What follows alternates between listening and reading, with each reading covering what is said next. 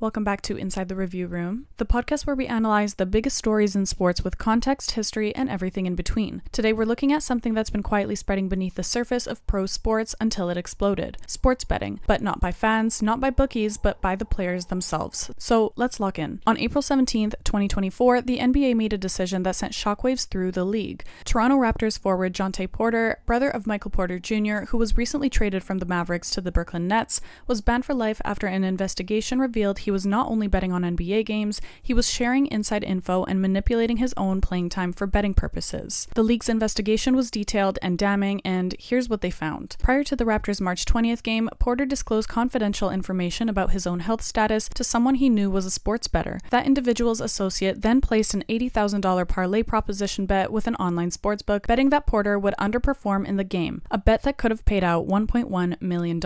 In that game, Porter played only 3 minutes, claiming he felt ill, and because of this and suspicious betting patterns, the $80,000 bet was flagged and frozen and ultimately not paid out. But it didn't stop there. Between January and March 2024, while traveling with the Toronto Raptors, or their G League affiliate, Raptors 905, Porter placed at least 13 bets on NBA games using an associate's online betting account. The bets ranged from $15 to $22,000, totaling just over $54,000 in wagers, with a total payout of just over $76,000, a net win of nearly $22,000. And while none of the bets involved games Porter actually played in, 3 of them were multi-game parlays that included Raptors games, and in all 3, Porter bet that the Raptors would lose. Those bets, ironically, all lost too. But the NBA didn't just discover this on their own. The suspicious activity was flagged by licensed betting operators and third-party organizations that monitor the legal gambling market, with the league working with federal prosecutors for this investigation. Commissioner Adam Silver issued a strong statement at the time, saying that there's nothing more important than protecting the integrity of NBA competition for our fans, our teams, and everyone associated with our sport, adding that Jontay Porter's blatant violations of our gaming rules are being met with the most severe punishment. He also pointed to a deeper concern, that while legal sports betting does create transparency, it also exposes vulnerabilities in the system, especially when player prop bets that can be influenced without affecting the game's final outcome. This case wasn't just a rule break, it was a blueprint for how integrity can be compromised from within, and a harsh reminder that the stakes are bigger than just a bet. And while the Jontay Porter scandal was loud, what happened in MLB this summer started out much quieter. Just a pitcher, 2 seemingly random games, and 2 first pitches. Luis Ortiz, a starter for the Cleveland Guardians, was placed on a non-disciplinary paid leave in July 2025. At first, it seemed like a typical mid-season roster move, but what followed was far more serious. The reason? Well, a gambling investigation. MLB, with help from a betting integrity firm, flagged 2 specific pitches Ortiz threw, both with unusual betting volume tied to them. These weren't pitches that decided the outcome of a game, and they weren't even in high-leverage situations. They were the first pitches of an inning. On June 15th, Ortiz opened the second inning against the Mariners with a pitch in the dirt. Then, on June 27th, he opened the third inning against the Cardinals and threw another slider wildly outside the zone. That second pitch was so far off the plate that it immediately raised suspicion. Why? Because there are micro bets now. Wagers on individual outcomes like, will the first pitch of this inning be a ball, or will it hit the batter? In both cases, bets were placed specifically on those kind of outcomes. MLB now has to determine, was it just bad pitching or something far more intentional? It's important to know Ortiz has thrown over 1,500 pitches this season, but those 2 stood out like sore thumbs. MLB is now combing through his entire body of work to see if there's a pattern. And remember, while Ortiz is on paid leave, he hasn't been disciplined yet, and this isn't a ban. At the time of this recording, it's a holding pattern for while they dig. But that raises a whole other issue. If he's cleared, what happens next? Will his teammates trust him again in a clutch spot or even on just a random Tuesday? Or will every ball he throws now be second-guessed? It's a brutal situation for a pitcher, a position built on control, precision, and confidence, and now Ortiz's future may come down to 2 sliders and a pile of betting data. It's also another reminder that since partnering with gambling in 2018, MLB has been walking a tightrope. They profit from legalized sports betting, but players, coaches, umpires, and staff are strictly banned from any kind of participation. And Rule 21, printed in every clubhouse, spells it out in multiple languages. If Ortiz influenced the outcome of microbets, even for a single pitch, it could be career-ending. And if not, it may still take years before the stigma wears off. Then there's Malik Beasley, a player who, until recently, was having a strong bounce-back season and seemed destined for a long-term NBA contract. Fast forward to today, and he's facing a federal gambling investigation that could end his career. Beasley played a solid season this year with the Pistons, signing a 1-year, $6 million deal, but his season prior was with the Bucks, and that was exactly the kind of season that was supposed to earn him stability. Instead, what he got was scrutiny. In early 2025, news broke that Beasley was under investigation by the U.S. Attorney's Office for the Eastern District of New York for gambling on NBA games and prop bets during that very Bucks season, and he was accused of gambling plays like this.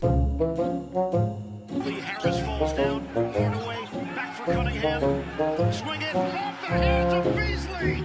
According to ESPN, one major red flag came on January 31st, 2024 in a game against the Portland Trail Blazers. A sportsbook detected unusually heavy betting activity on Beasley's rebound total, specifically wagers that he would grab fewer than 2.5 rebounds. As a result of the action, the odds shortened dramatically, but Beasley ended up with 6 rebounds, meaning the suspicious wagers didn't hit. Still, the volume and the timing of those bets were enough to trigger an alert. Now, the full scope of his alleged gambling is still unknown, but here's what we do know. Beasley is being investigated for violations of league rules, which include prohibitions against betting on any NBA-affiliated property, even if you're betting on yourself to perform well. The NBA also bans players from sharing insider info or asking someone else to place bets on their behalf. And if Beasley is found to have broken those rules, then the punishment could be career-ending. Jontay Porter was banned for life in 2024 for similar violations, and that was just for sharing health information and placing wagers through an associate. Porter's case also turned into a federal wire fraud conspiracy, and now he's awaiting sentencing that could land him in prison for up to 5 years. Beasley's case may be heading down a similar path, but it doesn't stop there. Off the court, Beasley has also been facing some serious financial issues. He was sued by a Milwaukee barber and dentist in September for unpaid loans. A Detroit property manager also sued him for skipping rent. His former agency, Hazen Sports Management, filed a $650,000 breach of contract lawsuit, and a Maryland lender is also after him in court. This all comes after a 2020 arrest during the NBA's COVID-19 hiatus, where Beasley pleaded guilty to a felony weapons charge,